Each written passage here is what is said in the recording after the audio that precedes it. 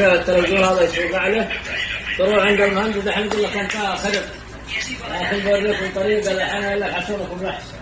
تضغط من هنا، تقبس من هنا، كبس الزوايا،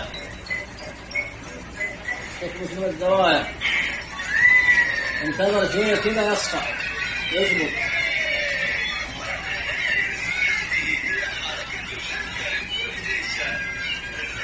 يمكن يتاخر شويه الموضوع هذا، بنوقف الفيديو شويه نرجع لكم. شوف الان كيف بدا من فوق يزبط شويه، شوف الان كيف الوضع.